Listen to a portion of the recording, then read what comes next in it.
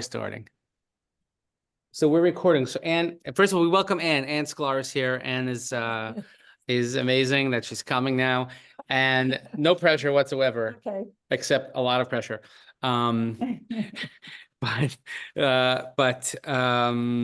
yeah. So we're gonna begin our I call it a new season, a new topic, meaning new mode of learning. I hope everybody had a good summer.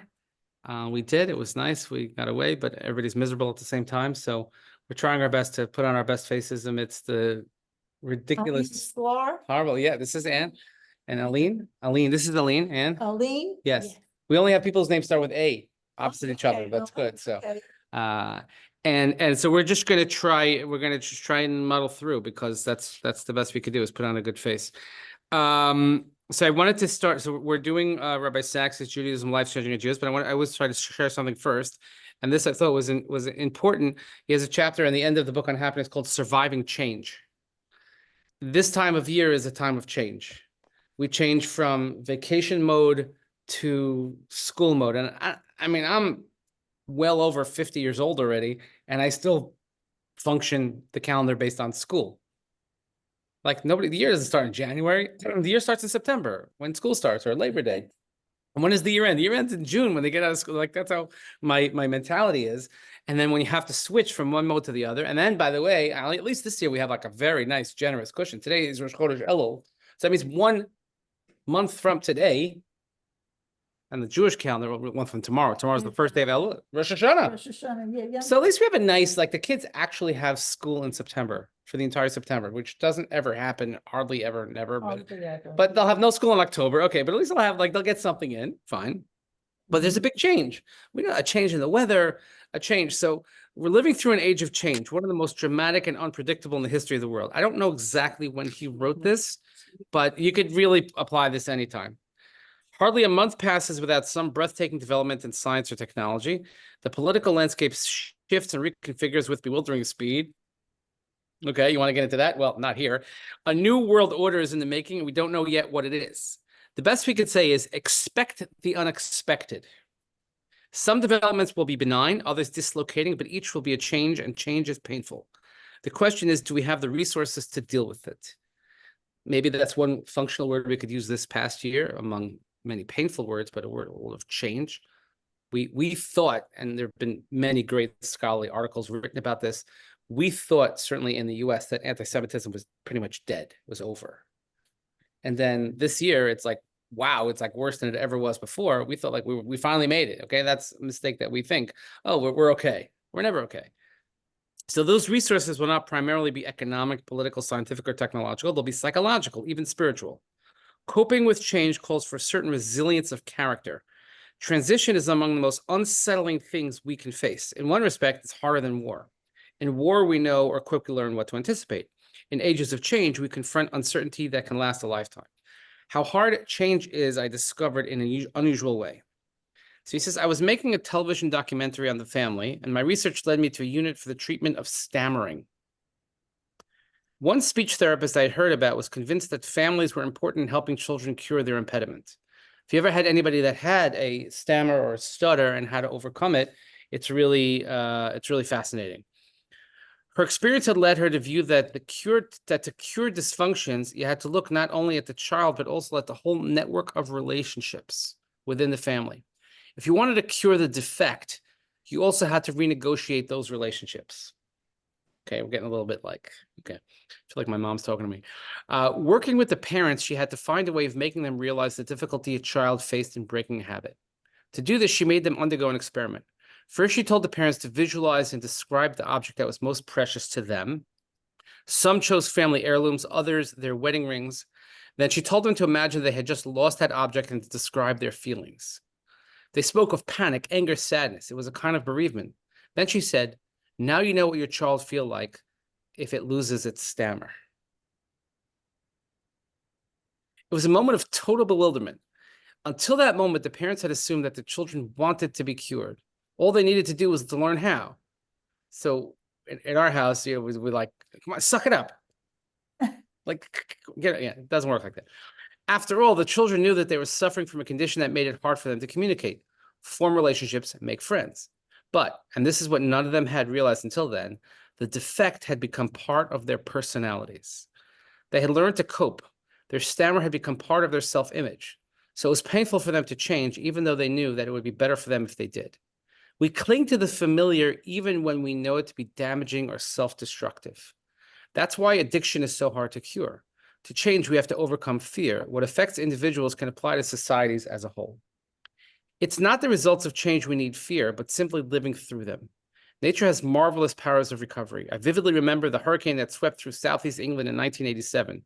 I'm guessing that there are not a lot of hurricanes in England. I don't know, but if you lived in, Fort Lauderdale, forget it, especially this time of year. So he says, we were in the center of London at the time, and I walked through Hyde Park and Kensington Gardens at dawn. It looked like the end of the world. The roads were strewn with fallen trees. They crashed through roofs and cars. The great parks with their formal avenues and gardens were devastated. A few days later, the park keepers started a bonfire to burn the branches and trunks that had blown down. There were so many, the fire lasted for 2 years. 10 years on, a television documentary traced what had happened since. The groves and forests had all grown back. Those that were left to their own devices had fared even better than the ones that had been deliberately replanted. Nature recovers, so does mankind. Change is not threatening so long as we keep firm hold of the values by and for which we live. We can travel with confidence so long as we have a map. We can jump with safety knowing there's someone to catch us as we fall. It's when we lose these things that change creates anxiety. It's when we think that because technology is changing, our values too must change, that we create problems we cannot solve, fear we cannot confront. A lot of important messages about kind of what we're going through, but also as we get ready for Rosh Hashanah and Yom Kippur and Atonement and Tshuva and things like that, which is, again, a fundamental word of that is change. So let's look at Parshas Shoftim this week. For last week's, okay, does he want to come late? Last week, in Re'eh, Moshe Rabbeinu switches from the soliloquy and he gets into some more what we would call brass tacks, mitzvos. This is what you could do with the Beis HaMikdash. This is what you can eat, what you can't eat, this offering. This person goes astray, a false prophet, and the holidays, et cetera, et cetera. Shoftim is about justice, judicial processes, different modes of leadership. There is a king, there is a prophet, there is a judge, and we have a situation in which I'm talking about at the Shabbos in the Shiur about who's exempt from war. And it says somebody who's afraid that they don't have to go to war. And, I speak to a lot of people who are in war and gone to war, like, are you afraid? And it's interesting the answers that we get. I mean, the honest ones say, yeah, I'm terrified. But then at the same time, they say, yeah, but we have to do this. It's our job and we have to defend our country. More and more rarely, people are saying, no, I'm not afraid. People are very honest about it. So, okay, Shoftim, 269. He's going to deal with the leadership aspect, which of course was a very prominent topic with Rabbi Sachs about leadership and leadership. It's painful. I mean, for me, this is my own personal opinion. It's painful to watch what's happening in Israel right now with leadership when we had one of the most excruciating 48 hours and it turned into October 6th. And everybody's just fighting with each other and placing blame. Like, maybe we should mourn first. Let's mourn before we start saying it's your fault, it's your fault, it's your fault. Because first of all, what's that going to do anyway? I don't know. And then when we stretch it over to here, to the leadership here, and the way it goes back and forth, like the tide, we have support, we don't have support. It's just hard. And by the way, what do you think our enemies want? Our enemies want us to be fighting with each other. That's when they have the upper hand. When they see us in battle with one another, that's they know like they're winning. They know exactly what they're doing. It's like the Yetzer Hara. They're much smarter than we are. So Parsha Shoftim talks about monarchy. When you enter the land that your Lord your God is giving, have taken possession and settle it, you say, I will set a king over me like all the surrounding nations. Set over you a king whom your Lord your God chooses. So it should be relatively easy to answer the question. From a Jewish perspective, is having a king a good thing or a bad thing? It turns out, however, to be almost unanswerable. So if I ask you the question, it says, Som tasim alech hamelech. You have to place a king. And yet, wait a minute, we know a little bit of Tanakh. We know the story that when they finally came and they asked for a king in the time of King Shaul, and then they were like, wait a minute, that's not a good thing. What not a good thing? It says over here in the parsha, you're going to want a king. So is it good or bad? So what do you think? Is it good or bad? I know he says it's unanswerable, but what do you think? Is it good or bad? That's what kind of power. Oh, okay. So that's good. That's fair. Fair. It depends. We have to know. We can't answer things absolutely. We have to know, what is the king? What is his role? Are there checks and balances? And I mean, the Torah gives us some checks and balances, that he has to have a Sefer Torah with him at all time. Now, the Sefer Torah can't talk back to him, but he has to hopefully pay attention to the Sefer Torah. And we know when it comes to power, power corrupts. Absolute power corrupts absolutely. And we have a history of good kings, and we have a history of not good kings. And like any position of leadership, right? So on the one hand, the parsha does say, Som Tasim, set over you a king. It's a positive command. If you look in the Monei HaMitzvos, the people that count the mitzvos, they'll tell you this is one of the 613, right? Maimonides counted as 613. On the other hand, of no other command anywhere does it say that it is to be acted on when the people say that they want it to be like all the surrounding nations. The Torah doesn't tell us to be like everyone else. The word kadosh, holy, means roughly to be set apart, singular, distinctive, unique. Jews are supposed to have the courage to be different, to be in, but not entirely of the surrounding world. And this is something that we struggle with. We want to gain acceptance, but at the same time, we have to maintain our uniqueness. So that's where the word kadosh, it's based on the Ramban in Parshas Kedoshim, the word Kedoshim. So I'll give you a simple example of this, is that the word Kaddish is, people associate that with death, because we say a mourner's Kaddish, but Kaddish is actually part of davening. Right, and separates between different parts of the service. When we finish one significant part of the service, it always ends with a Kaddish. When we finish the Torah reading, it says a Kaddish. What do we do to separate from the weekday to something sanctified? We say Kiddush. Kiddush, which meant, again, it's a separation. It's like, okay, the mundane is over, the holy begins. And that's done through an act of Kiddush. So the same thing with Kaddish. So, but we all like, you want to be like everybody else? Now, there are times when the Torah says, yeah, you want to be like everybody else. And there are times when it's like, no, you don't want to be like everybody else. What is the castigation that the Rebbeim always used to give in yeshivas? When you were doing something you weren't supposed to be doing, they would say, and it's not a nice thing to say, but it's not wrong. And they would say, it's goyish. Anybody ever heard that? Anybody ever told that what they're doing is goyish? Right? What did the teachers call rock and roll music? They didn't call it rock and roll. They called it goyish music. Right? Right? And you know, goyish music. Goyish music. Or what, you know, what are you doing? It's a goyish zach. It's a good. And by the way, there are many things that we have taken, and different cultures in different places, they have taken from the society in which they lived. Okay. I'll give you an example. If you ever go to, let's say, a Persian funeral, they put a gazillion flowers on the grave. We don't do that. Like if a regular American Ashkenazi person put flowers on a grave, you'd be like horrified, like, oh my God. In Israel, it's a lot more. In Israel, it's much, much more common. The thing with the wreaths, and especially in the military funerals, at every military association that they ever had, they all come and they present these giant wreaths. If you saw yesterday, and that was not a military funeral, but if you saw yesterday, the amount of flowers that were there. Now, halakhically, there's nothing wrong with it, but a lot of it has to do with society. So in Persian, and right, so we have certain things that we do that are based on the society in which we live. We daven late on Sunday because nobody works. I mean, nobody goes to work. I always understood that because you're going to ask for a king, okay, you can have one. It's not like it was a commandment to make a king, but after they say, hey, we want a king, then God kind of says, oh. Right. So that's the way some of the Mefarshim explain it, because they say, but right. But then that's why some, it's a conditional mitzvah. We anticipate when we have that's what we're having. Ostensibly, should who is the king? And but then you would say the phraseology, because it starts off with Som Tasim versus What says, right. So here in the English, I'm going to it says first. Let's go to the videotape. And we say, only then it says the king. Let's see. Don't take my word for it. Let's take the word of the Lord and Moses himself. And Moses came down from the mountain. Okay, here we go. A king in Israel. When you kisavo el aretz asher Hashem lekach nosein lach v'yishtav v'shavta ba v'amarta. Oh, you see right. Asim alay melech k'chol hagoyim asher say. And you say, so in other words, what predicates this is it has to be v'amarta. Then som tazim alech melech.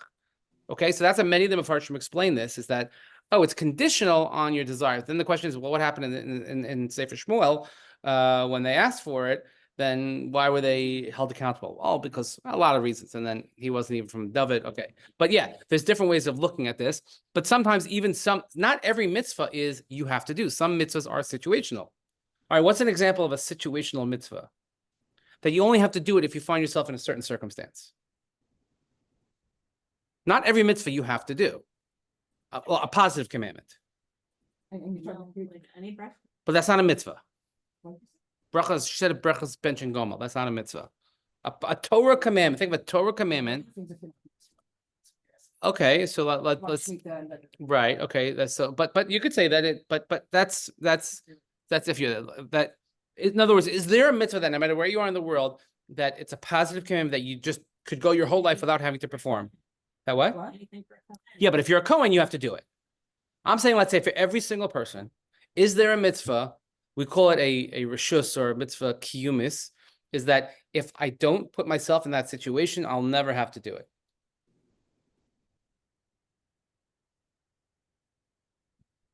Oh, yeah. Yeah.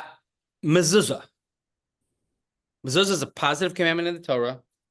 Okay. Okay. If you live in a hotel your whole life, you know that there's this culture where people who retire that they just live on cruise ships. On cruise ships. They live on cruise ships. Because it's cheaper than like a nursing home or something. I don't know. I'm nursing. I'm not a cruise guy. Have you been? Anybody been on a cruise? You like it? You like it? You love it. Okay. I don't know why my wife and I were on the same page. Like, I guess that's what it is. It's kind of like why I don't have an electric car, because I feel like I'm gonna run out of electricity.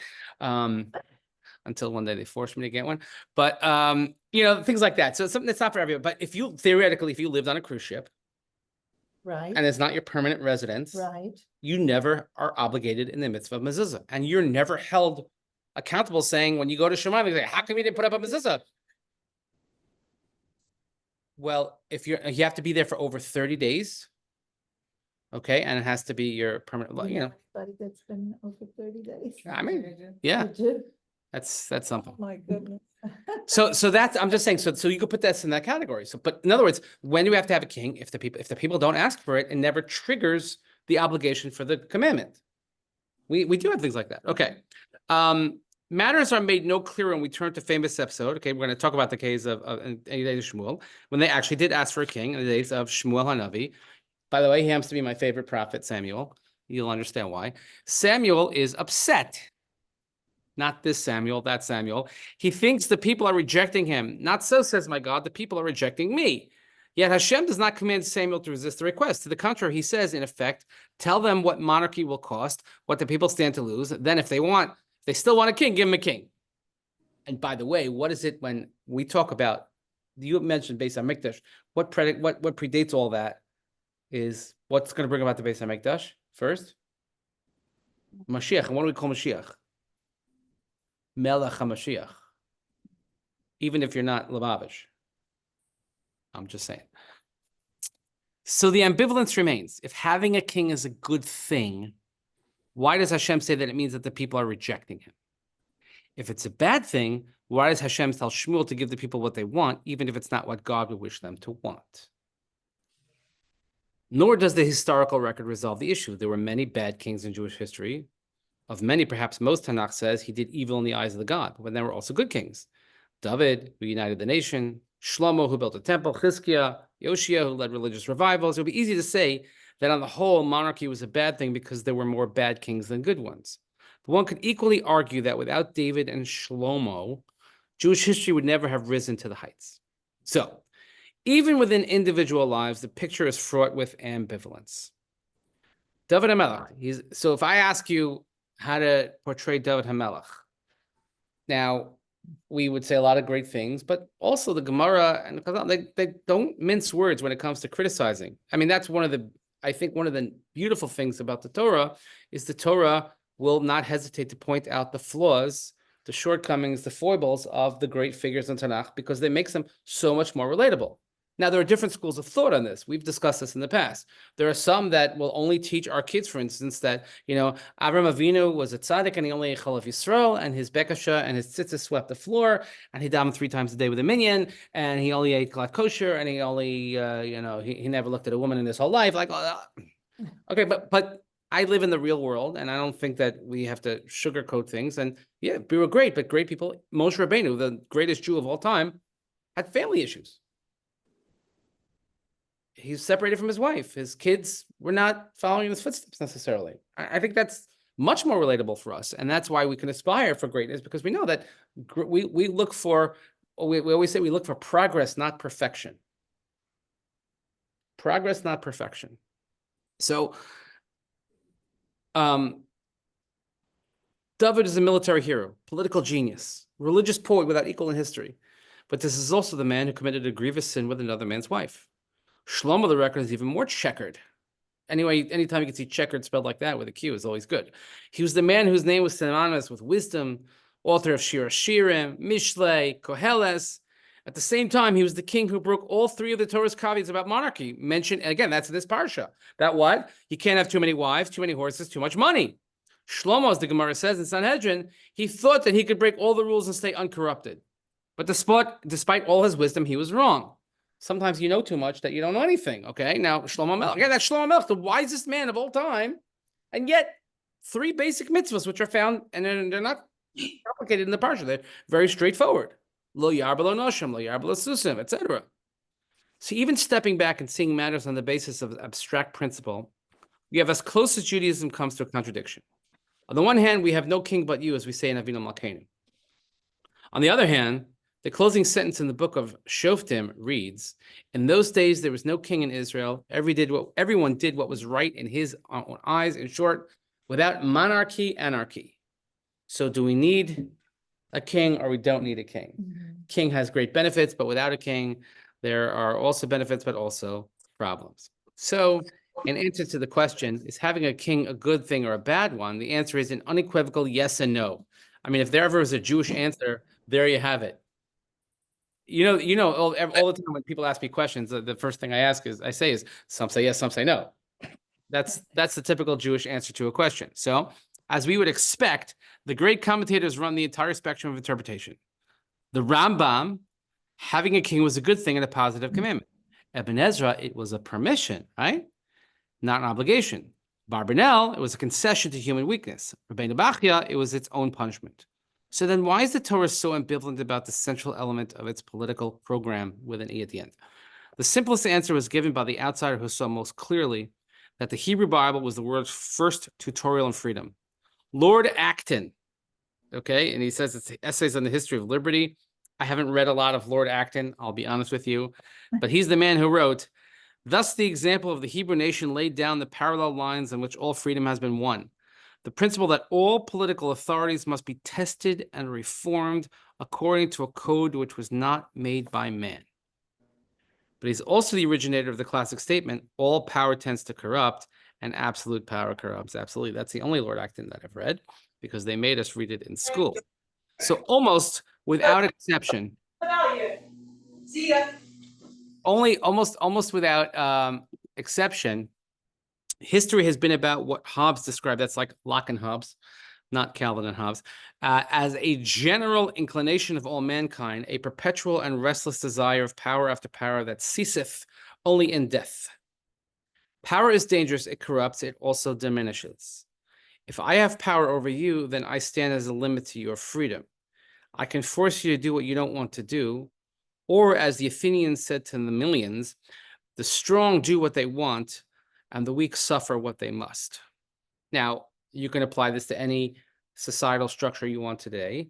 And if we look at power struggle, let's say it's taking place in Israel right now, and no question it's a power struggle, that, I mean, you like Bibi, you don't like Bibi. You like Benny Gantz, you like Benny, whatever, that's irrelevant. But I would not want to be in any of those shoes ever. Right? There's a great vart that I heard in shul. We hear it in shul. I need a regular sitter here. Anyways, here's a regular sitter. Okay. We say the prayer for Israel every Shabbos. This I heard. I was in Rabbi Wein's shul, and like I'm sitting in the back because I get to sit in the back. And one of the old guys is like shepherding with me because there was a new guy. He had all this material that everybody's heard already, so he found a new target. Okay, so we say the prayer for Israel every week. Avinu Shebashamayim, etc., etc. And we say, Ushlach archava mitcha l'rasheha sareha v'yoatseha. What does that mean? And send your light and truth to her leaders, officers, and counselors, and direct them with your good counsel. What about the people? He says, why doesn't it say the people? So the answer that the old guy in shul gave me was, because since he said Rasheha, you said Sarah, but once you say Yoatseha, that is all the people, because everybody has an opinion, everybody tells everybody else what to do. I think that's a pretty good word. That's actually really good. I wouldn't want to be and when we lament, let's say, leadership in our country, and we're in an election year and nobody's looking forward to that. No. I don't care who you are. Nobody's like super excited about it. Everybody's just like scared or angry or whatever it is. Sometimes the people who are really, really good for those positions are smart enough to know not to do it. Not to do it, not to run, because like, who needs this? That's about it. Who needs this? I could tell you that there's a certain amount of ego, megalomania, all those terms you want to use. I know, like, we're involved in, I do a lot of work with AIPAC. So one of the things that we're doing is obviously trying to get anti-Israel candidates out of Congress, and we've had a very successful year, Baruch Hashem. Getting George Latimer to unseat a HISER squad member, and in St. Louis to get rid of Cory Bush, huge, tremendous. So then they ask, well, what about some of the other seats? Like, why can't we get rid of Ilhan Omar? Why can't we get rid of Rashida Tlaib? And what happens is that we identify, let's say, certain candidates that might possibly be able to stage a run. And then when they assess what they're going to have to go through and what their families are going to be subjected to, and they just say, I can't do it. I don't have the kishkas for it. I don't, to be out in the public like and to get beaten up, like I can't put my kid through that. So it's really fascinating. So this is Lord Acton. The Torah is a sustained exploration of the question: to what extent can a society be organized with an S, not on the basis of power? Individuals are different. Michelangelo, Shakespeare, Rembrandt, they needed no power to achieve great genius, creative genius. But can a society? Now, obviously, people have studied this for generations and generations about the structures of society. Hirsch's mom, she said last night that he was always debating, yesterday in her eulogy, debating the value of a nation state. He was a very thoughtful, I just can't get his punim out of my face. Such as Easton punim, like, I know. We all have desires. Those desires conflict. Conflict eventually leads to violence. The result in the world is the world before the flood, when Hashem regretted that he had made the man on earth. Hence, there's a need for a central power to ensure the rule of law and the defense of the realm. Judaism is not an argument for powerlessness. The briefest glance at 2,000 years of Jewish history in the diaspora tells us that there's nothing dignified in powerlessness, and after the Holocaust, it's unthinkable. Daily, we should thank God and all his helpers down here on earth for the existence of the state of Israel and the restoration to the Jewish people of the power of self-defense, itself a necessary condition of the collective right to life, although we don't feel that way this year necessarily. We have an army, we have strength, but we feel defeated. And Instead, Judaism is an argument for the limitation, secularization, and transformation of power. What does that mean? Limitation. Israel's kings were the only rulers in the ancient world without the power to legislate. For us, the laws that matter come from Hashem, not from human beings. To be sure, in Jewish law, kings may issue temporary regulations for the better ordering of society, but so may rabbis, courts, and local councils, or something called the Shiva Tuli Ha'ir. So the king could I'll give you an example. The king, and the Gemara tells us, and we have it in several cases in Tanakh, somebody was mored b'malchus. If somebody disrespects the king or disobeys the king had a right to execute someone. But the king can't say, oh, we're going to not do Pesach this year. It's too The bad. king couldn't even, the king, obviously the king couldn't say there's no second day Yom Tov because he was in Israel, so they already know. But, it doesn't work like that. And there were certain, there were certain checks and balances. So that's the limitation. Secularization, in Judaism, kings were not high priests and high priests were not kings. Again, there were different modes of leadership. There's the Melech, there's the Shofet, there's the Navi, there's the Kohen. Jews were the first people to create a separation of powers, a doctrine normally attributed to Montesquieu in the 18th century. When some of the Hasmonean rulers sought to combine the two offices, the Gemara records the objection of the sages: "Let the royal crown be sufficient for you. Leave the priestly crown to the descendants of Aharon." And the Maccabees, why did they become extinct? They were all Kohanim. They became extinct because they ultimately assumed too much power. That's the part of the Hanukkah story we don't tell, and they ended up completely assimilating. And so much so, the Gemara in Bava Basra says that anybody who tells you he's from the house of the Hasmoneans, he's lying, because there's none left. And that's the reason, by the way, why there is a Mishnah that deals with Purim. There's no Mishnah that deals with Hanukkah. There's no tractate on Hanukkah. Because Rabbi Yehuda HaNasi, who tradition tells us, this Chassam Sofer tells us, that when Rabbi Yehuda HaNasi comes from the tribe of Yehuda, and he's annoyed that they usurped the throne, because who's the throne supposed to go to? To the tribe of Yehuda. The Chashmonaim took the throne. The Chashmonaim are Kohanim from the tribe of Levi. They had no business being on the throne. So it's like a historical, I'll show you, Rabbi Yehuda HaNasi did not canonize and include the story of Hanukkah in the Mishnah. It sounds a little petty, but you know what? These are serious things. If you look at the Ramban in the end of Parshas Vayechi, he discusses this a little bit more at length. Next is transformation. Fundamental to Judaism is the idea of servant leadership. This is a wonderful statement of it in our parsha. The king must have his own Torah scroll, and he should reach from it all the days of his life. So the king had to, wherever he goes, carry a Torah scroll. Now, there's many different versions of opinions, what was on the Torah scroll, what was in it.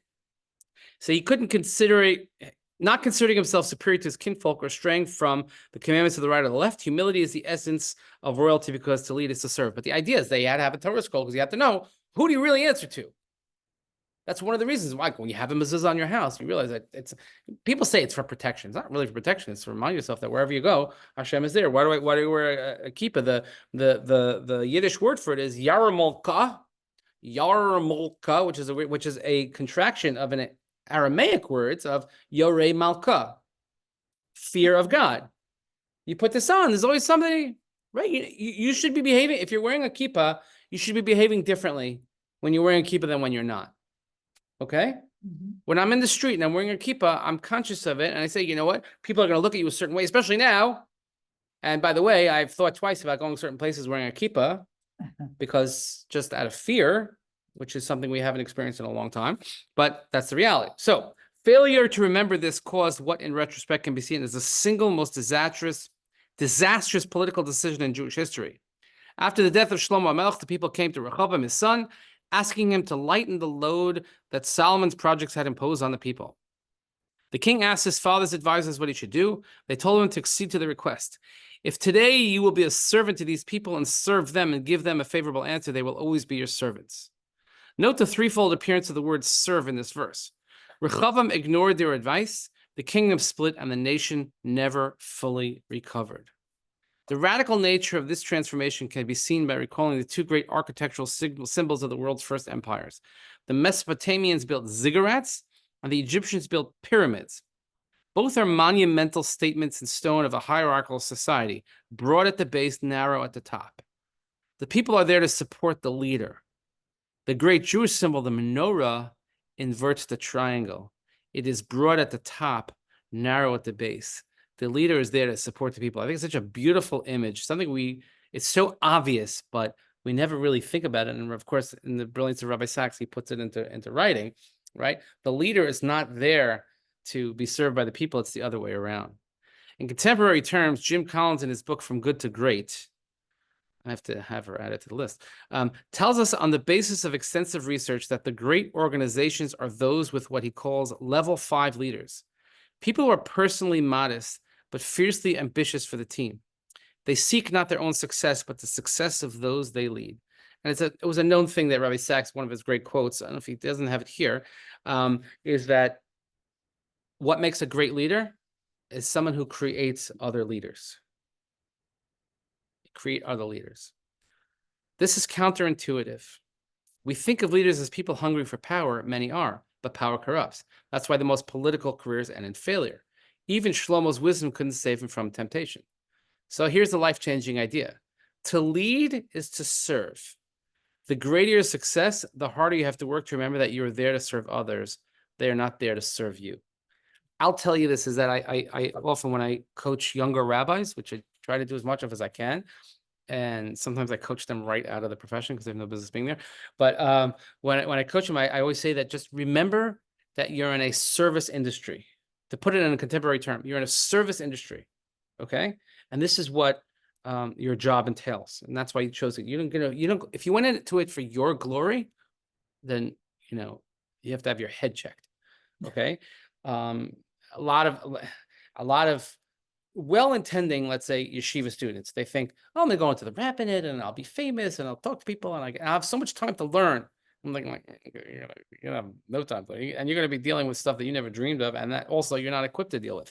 And you have to, I don't know, maybe actually like people, things like that. You can't bury your head in a book and expect, oh, I'm going to be great, because it's not easy. And that's part of any leadership. Leadership requires that, you know what, you have to think about your constituents.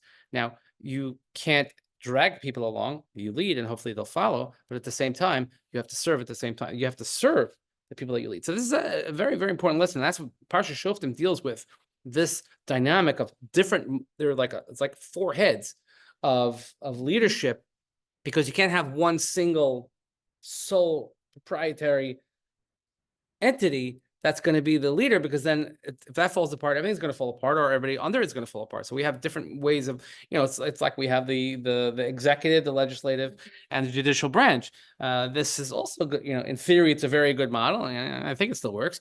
But we have our challenges, no question. Nothing's going to be without challenges. So that's Rabbi Sachs on this. I'm gonna just stop the recording for a second. I'll send it